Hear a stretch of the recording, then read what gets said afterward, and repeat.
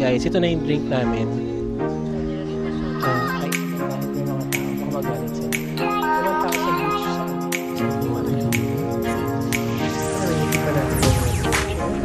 pero ang ganda talaga niya. Picture ka.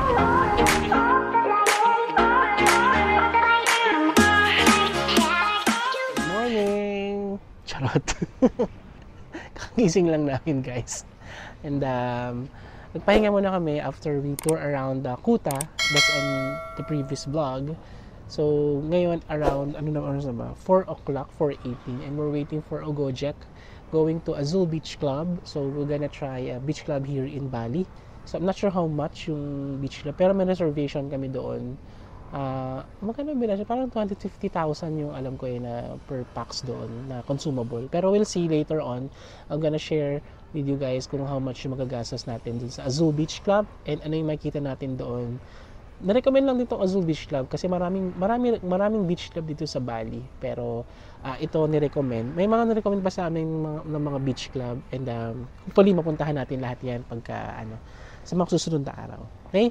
So, tayo natin ang ating Gojek. Yung Gojek namin from here to Azul Beach Club, that's around 3 kilometers. Alam niyo magkano lang? Super mura lang. 12,000 lang, IDR lang. So magkano lang yan? Ano yung magkano lang yan? Parang 50 pesos lang. Yeah, your budget dito sa Excel was 25,000 per pack. Per pax? Oh. Ay, oo, yun yung budget ko. Sa binudget ko na transportation from here to Azul. Parang 25,000. Pero yung Gojek ngayon ay 12,000 lang. So, super mura ng transportation dito sa Bali, guys. Pag mga Gojek. Kaya maraming turista talaga dito kasi nga mura yung food, mura yung transpo. Mabait yung mga tao. Mabait yung mga Indonesian. So far na-encounter namin mabait sila. Hello guys! We're now here in the Azul Beach Club here in Lijan Beach. So Lijan Beach is also part of Kuta area but yung beach na yung Lijan is different. Thank you! Thank you so much! Nag-order na kami pero dito parang kami sa parang pinaka-restaurant nila. We're waiting for our turn doon sa poolside bed kasi fully booked siya and nasa waiting list kami. So to stay dun sa poolside bed, you have to spend 150,000 rupiah each. So mabilis lang 'yon. Kasi yung mga presyohan dito 165, 135. So mabilis nila makonsume yung 150,000. Tapos ang gandahan dito, 'di ba siya, may pool siya, tapos tatawid lang kayo, beach na siya. Pero I don't think makakapag-swimming kayo sa beach kasi ang taas ng alon. And then they also provide towel for kung mag-swimming kayo. Dito naman sa area namin, pwede naman daw mag-swimming na, but you have to dry yourself pagka nag-swimming ka para pagbabalik ka na dito, pagkakain ka na. So naantay lang namin yung aming food. Tapos, sana may umalis na doon para makapag na kami. Poolside bed na kami. So, ikot tayo later pagka nandiyan na yung food natin. Okay? So, see ya!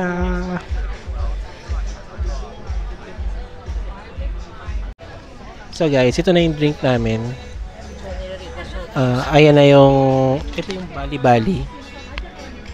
Tapos mojito. And then, ano isa? Nakalimutan ko. Nirecommend lang yan ni ate. So, ito yung mga drink namin. So, yung food na lang inaantay namin.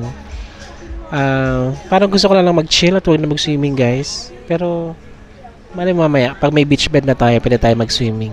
So, baka gabi na yun, no? Sige. So, ikot na nga tayo para makita nyo na yung beach club na to. See ya! Alright, guys. We're now here in the beach, sa Lijan Beach. So, sa likod natin yung Azul Beach Club. So, lumabas lang ako saglit para tingnan tong beach, yung beach scene dito. So, pakita ko sa inyo. So, ayan ang beach dito sa Bali. Kita nyo, may mga beach bed na dito sa labas. And ito yung sand nila, Okay naman, tolerable naman yung sand nila dito, Parang mala Batangas. And then, super lakas ng waves, hindi kayo makakaswimming. And bawal talaga. Then, yung color red na flag, yan. Ibig sabihin niya, no swimming yata. And true enough, wala nag-swimming. May mga nag-surf though. Pero konti lang sila. Lakas ng alon. Tingnan nyo, oh. Lakas. Ang ganda dito, oh. Ang ganda ng vibe. Tapos ang layo ng mga beach bed nila. Pwede kayo doon. Hopefully may sunset. Mataas pa naman yung araw. Sana mawala yung mga ano na yan, yung mga clouds. Anyway, punta na tayo doon sa sa Azul Beach Club. Pakita ko sa inyo yung lugar. Nag-aantay pa kami ng namin, ng poolside beds. So punta tayo doon. Akala ko may access sa beach, wala pala. Kasi ibang mga beach club na alam ko may direct access sa beach. Siya meron namang direct access pero may road pa. Tapos nadaanan nyo pa itong mga beach bed na yan. Ayan, oh. Parang, sana pala dito na kami nagstay. Parang mas maganda dito. Sa mga susunod na araw, dyan tayo magstay. Mga beach bed. Order ka lang ng buko, coke. Pwede ka na dyan. Ayan yung Azul Beach Club. Ganda niya, no? Bamboo. Yung kanyang style. So ngayon, pasok na tayo sa loob. Although ando na naman sila nasa loob. So dito sa baba parang kainan nila. Ayan, may mga bar din dito. Labas. Ito kami sa taas. Let's go. Parang ito restaurant na lang. And then yung pool nila sa taas. Ayan. Kahit kayo dito sa hagdan na to. Sana dyan na yung food. Nagugutom na ako. And then here's the bar. Dito yung beach. Ayan yung beach. Sana kita yung sunset dito later. Yan. Medyo konti tao ngayon. Although walang slot dun sa pool. Sana magka-slot na. Ayan na. Here's our food. Merienda muna tayo guys bago tayo mag-pool. Here's our food. Ano to? Seafood taco and rice. So this is the pool. Ayan. So hindi ko na ipapakita doon dahil may mga tao. Baka magalit sila. Walang tao sa beach sa maraming tao dun sa mga beach bed nila. Mamaya na lang tayo pumunta dun pag wala ng tao. At pag ma-available na for us. Okay guys, finally we were able to secure our day bed here in Azul Beach Club. So ito sila na. Ayan. So katabi kaming pool dito na parang jacuzzi. Tapos in front of us is the pool. So maya-maya mag-swimming na ako. Kasi guys, nagbayad kami ng more than 150,000 each para pag-swimming. Oo, we avail. Pero okay lang yan. At least, kasi bukas mag-swimming din tayo. Kasi dun tayo sa The Edge tomorrow. Alright, so ngayon, kain-kain muna. Tapos maya-maya, swimming na tayo. See ya!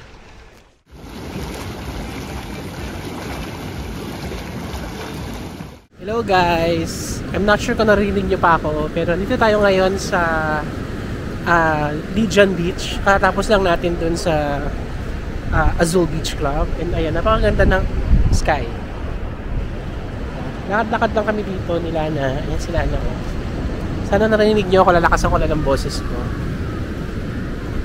Lakad-lakad lang kami, thinking about life, about our marriage, finances, future. Nagdadrama in short. So, saya dito, ang daming mga tao, ang daming mga ganap. Parang may kanya-kanyang buhay yung mga tao. So, iba uupo lang dyan, sa sand, nagalatag sila. Iba naman, mag-rent ng daybed, bibili ng beer. Tapos, they will mind their own business, titingin sa sky, titingin sa wave. Ang saya lang, saya. Tapos iba't ibang lahi yun nandito sa Bali. Totoo talaga, this is the party place of the world, Bali. Saka kasi guys, talaga sobrang mura ng ano dito. Sobrang mura talaga. Hindi ko talaga Sa Pilipinas, taga-Pilipinas. Oo, ayoko i-compare yung Pilipinas, baka i-bash nyo ako, pero super mura talaga. Kamukha ng Gojek namin kanina. Parang ano lang siya, 12,000 rupiah, and that's only, magkano ba yun? 40 pesos? For a 15-minute drive? Ganun kamura. Eh sa atin, baka ano na yun, nasa 80 na yun, 100. Pagka nag-grab ka sa atin. Kasi ang hirap pa mag-book sa... Rush hour pa yun. Rush hour. Ang hirap pa mag-book sa atin. Dito hindi mahirap mag-book. Parang in less than 5 minutes may na-book na kaming ano, kapag rush hour. So, pakita ko yung sky sa inyo. Yan o. Ang ganda ng sky guys, oh. Look at that, oh. Hindi ko lang nag-justify ng camera ko. Pero ang ganda talaga niya. Picture ka. Picture yung sky. Tapos dito sa kabila, ayan, mga party place na siya. Party area. Ayan, ang mga upuan yan. Ayan, pakita ko sa inyo. Ayan. Pag mga ganyan, order lang kayo ng drink dun sa bar. Tapos makakaupo na kayo dyan. Siyempre yung beer, yung drink na yun, medyo mataas yung presyo. Kasi parang narentahan nyo yung ano nila, beanbag nila. May mga option na ganyan. Tapos meron ding beach club. Maraming beach club dito. So nakakaisang beach club pa lang tayo. Ang ganda dito. Kaya pala marami nang in love sa Bali. Kaya pala si Julia Roberts dito na in love sa Eat, Pray, Love. Di ba yun yung vlog ng ate mo dati? Vlog niya, Eat, Pray, Love. Di ba yung movie ni Julia Roberts na Eat, Pray, Love? Nag-eat sa Italy, nag-pray sa India. She fell in love here in Bali. Di ba? Kasi ang ganda dito. Ang ganda ng setting, very romantic pag ganitong panahon.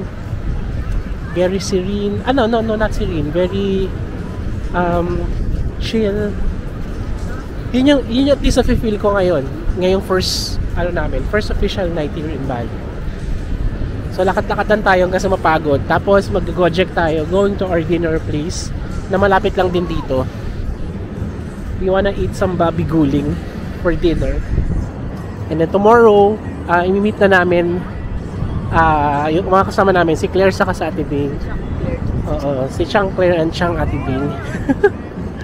So again, we're still here in Legion Beach. And this is like, you know, the party place of the world. Itong buong Bali. Ang ganda ng vibe dito. Super. Kita nyo yun, may nagkaparipad na saranggola. Ang laki na saranggola niya.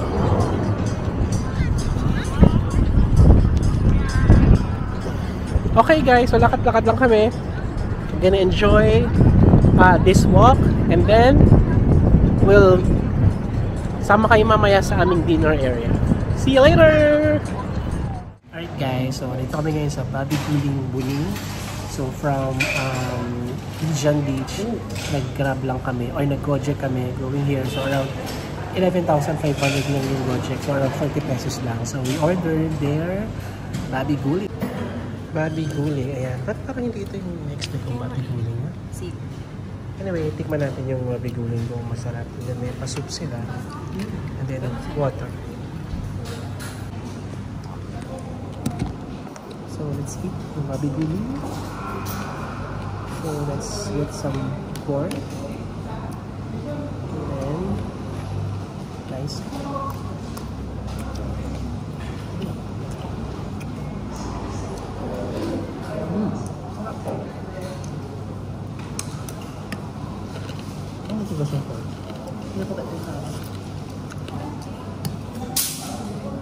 May lechon mo, no?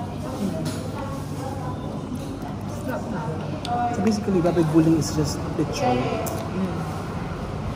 So para patigas yung pork nila.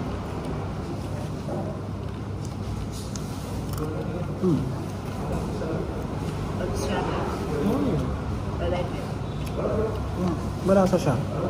Malasa siya. Gusto ko the spices. Tapos parang may turmeric. Diba? may tour marriage.